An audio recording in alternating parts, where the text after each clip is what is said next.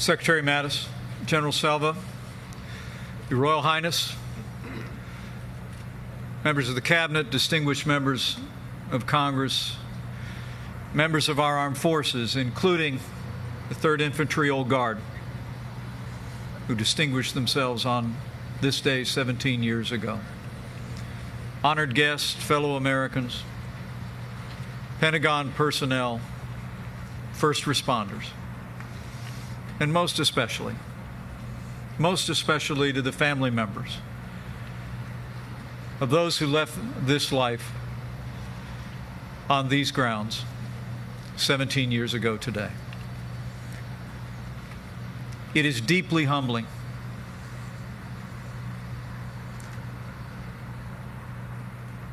for Karen and me to join you here at this National 9/11 Pentagon Memorial for the 2018 observance, fulfilling a promise engraved on the gateway of this hallowed ground that we will never forget what took place in this place on that fateful morning. President Trump asked me to join you for this ceremony, to pay a debt of honor and remembrance to all who fell here at the Pentagon on September 11, 2001, and to express the gratitude of the American people for all who have labored every day between then and now to rebuild, to re-strengthen, and to protect this nation. The Bible tells us that we're to mourn with those who mourn and grieve with those who grieve. And today, as a nation, we pause to do just that. The President and the First Lady are gathered at this hour by a quiet field in Pennsylvania. In New York City, thousands gathered at Ground Zero to ring the bell and recite the names. And here, on the banks of the Potomac, we meet again in this place, where the names of our beloved fallen are recited, where they're carved into steel and granite benches across these hallowed grounds, and will be remembered forever in the hearts of the American people. 17 years ago today, America fell under attack. 19 radical Islamic terrorists seized control of 4 commercial airlines to strike the centers of our economy, our military, and our national government. They struck the World Trade Center first. At 8:46 in the morning, the hijackers hit the North Tower. Then, 17 minutes later, as the world watched, the aircraft struck the South Tower. At 9:28, a third group of terrorists hijacked Flight 93 in the skies above Pennsylvania and redirected the aircraft toward Washington, only to be stopped by the extraordinary heroism of the Americans on that aircraft. Here at the Pentagon at 9:37, terrorists struck this great citadel of American strength. The attacks on September 11th shattered the peace of that quiet September morning and claimed the lives of 2,977 men, women, and children. 184 of them fell here. 59 aboard Flight 77 and 125 dedicated Americans serving in the hallways of the Pentagon and our Department of Defense. As the families here know, they were mothers and fathers to be, husbands and wives, brothers and sisters, sons and daughters. They were family. They were senior citizens and first-generation citizens, doctors and engineers, a Sunday school teacher, and a Little League coach. They were young professionals with new careers, and they were little children, just finding their way in the world. They were recent recruits and decorated veterans, patriots all. Among them were a mom and dad and their 2 daughters, the Falkenbergs, who had just celebrated the 3rd birthday of their youngest, Dana, earlier that summer. A 6th grade teacher, Sarah Clark, chaperoning 3 students on a school trip from California. Her fiance will never forget those last 3 words he heard. I love you. There was a budget analyst for the Army, Odessa Morris, who volunteered her time and skill to serve her community as a financial counselor and a treasurer at her church. And an Air Force veteran, Jim Lynch, who was known by his neighbors for the American flag,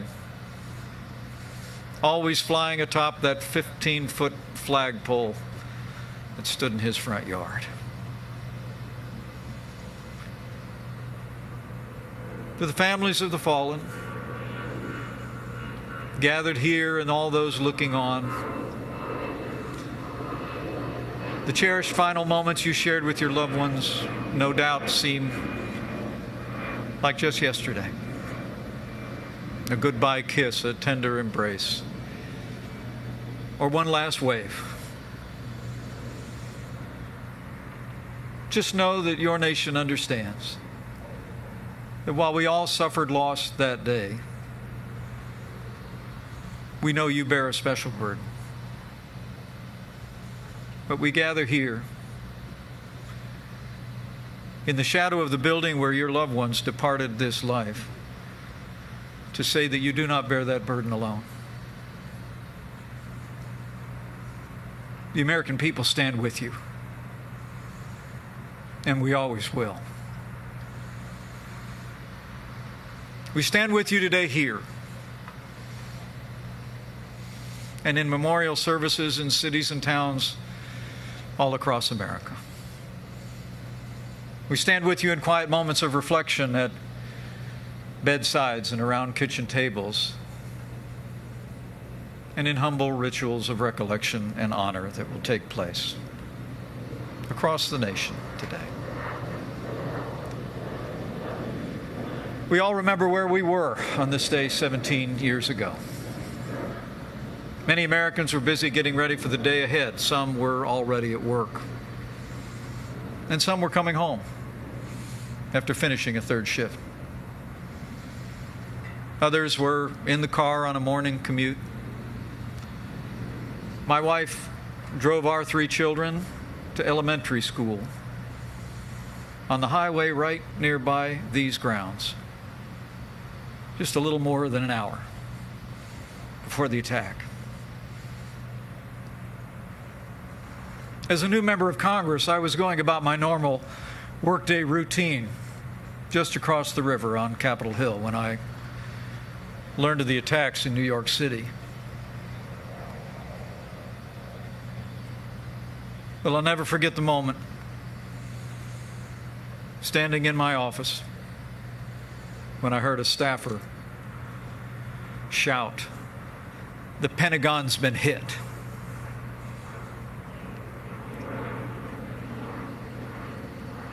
When I made my way out of the building and walked onto the Capitol grounds, I'll never forget the sight of seeing columns of mud, brown, and black smoke billowing out of the Pentagon,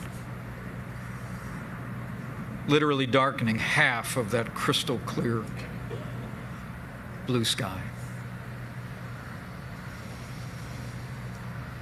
Now, while many of us remember that day like it was yesterday, A growing number of Americans have no living memory of what happened here. Roughly 1/4 of our people were born after September the 11th, 2001. So we gather here today to reflect on what we remember, to remember the fallen, their families, and the heroes that day. But be assured, we also gather here to ensure that each succeeding generation knows the story of what happened that dark day and understands why. We must learn the lessons of 9/11 and remain ever vigilant in the defense of our nation and our people. The terrorists who carried out these attacks sought not just to take the lives of our people and crumble buildings. They hoped to break our spirit, and they failed. The American people showed on that day and every day since, we will not be intimidated. Our spirit cannot be broken. In the moments after the attack at this very place, the character, the resilience, and the courage of the people here shone forth in stories of heroism.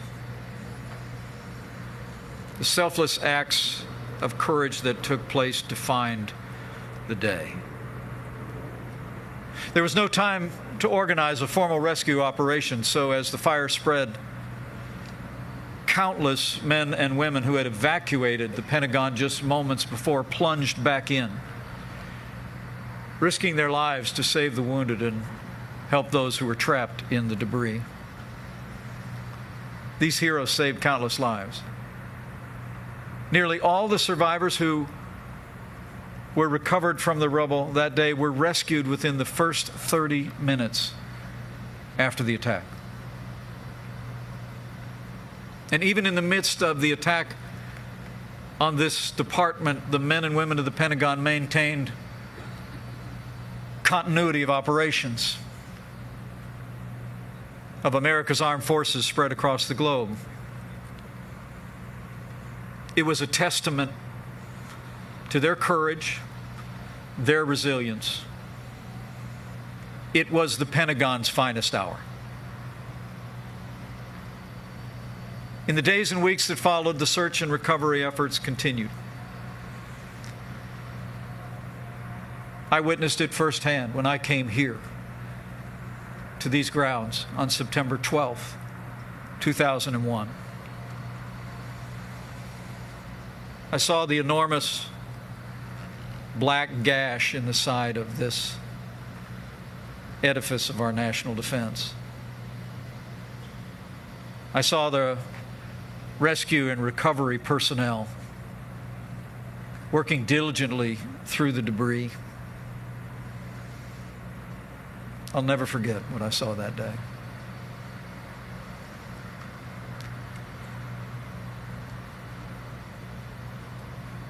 I saw heroism. I saw strength. There were firefighters, nurses, members of our armed forces, law enforcement. There were volunteers and Pentagon personnel, all working together in the hopes that there might be more to rescue in the work to recover and to begin to rebuild, not just this building, but to rebuild and re-strengthen our nation. And as they worked, just as it does today, our flag was still there.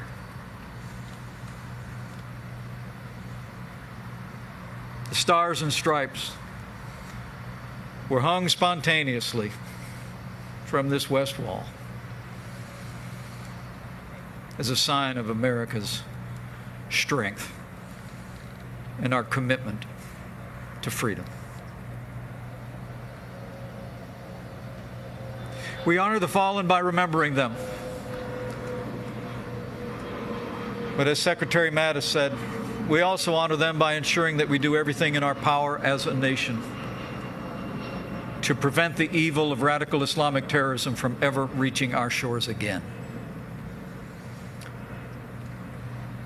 Even before the smoke cleared and the fires had put out, Americans began to answer the call to step forward to serve this nation. And they did so by the millions. The lines outside recruiting stations across this country reached around the block in big cities and small towns. It's amazing to think.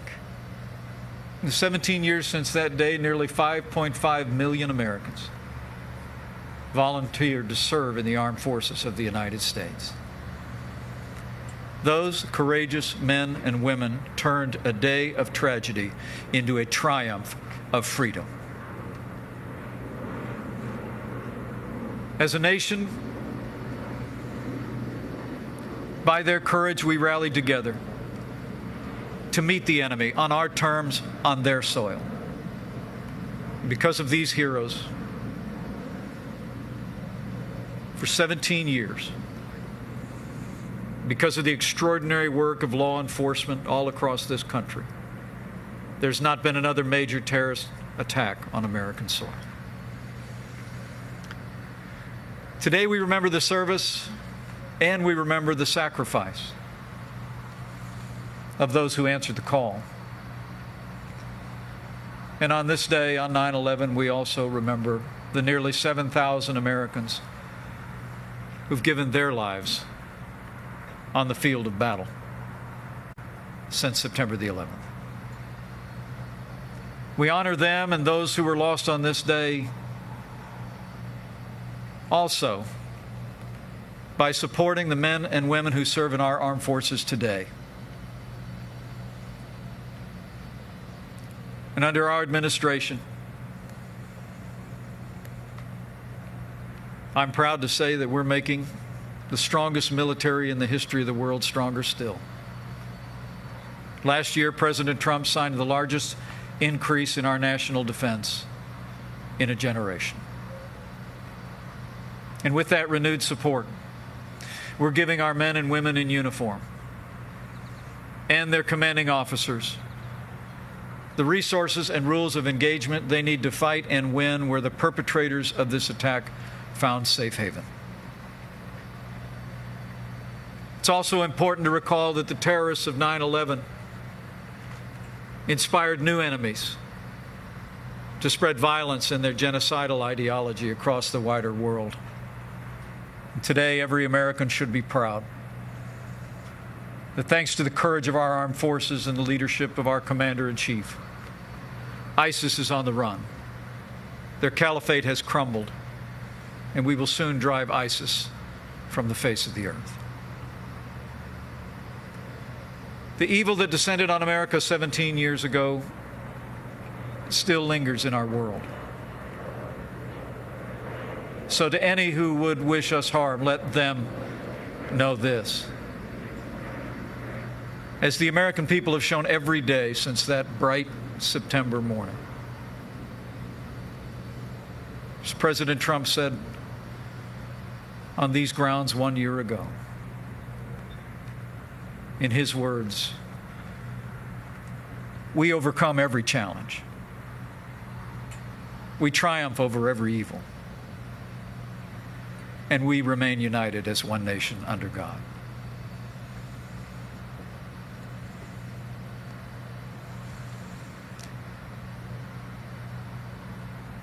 Max Belkey grew up in a big family on a small farm in Minnesota. He was drafted out of high school into the United States Army and served for 2 years on the Korean Peninsula. Like so many veterans of the Korean War, he re-enlisted after the conflict ended. And more than 15 years later, he took up the cause of liberty fighting in the jungles of Vietnam. On March 29, 1973, Master Sergeant Max Belkey became the last American combat soldier to leave Saigon. On September 11, 2001, Master Sergeant Belkey was among the first to be declared lost here at the Pentagon.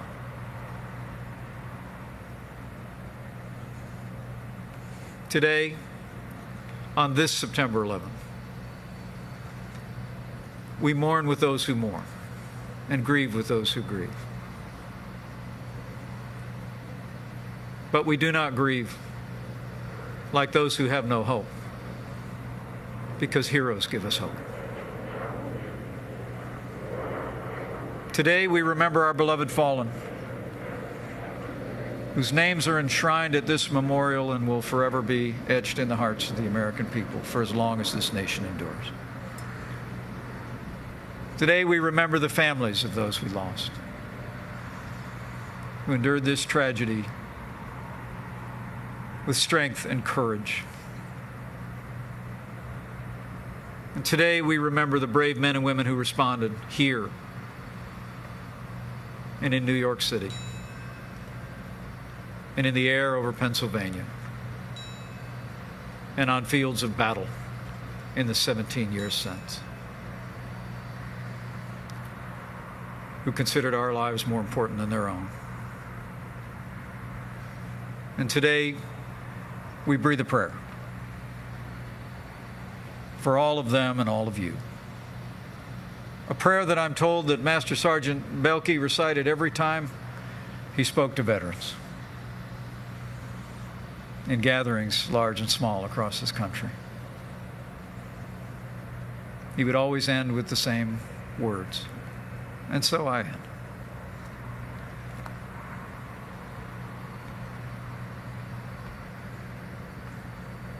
To you who are gathered here and have suffered this loss, to those we remember who look down from glory, and to those who fight and stand for our freedom this very hour. May the road rise to meet you. May the wind be always at your back. May the sun shine warm upon your face, the rain fall soft upon your fields. And until we meet again, may God hold you in the palm of his hand.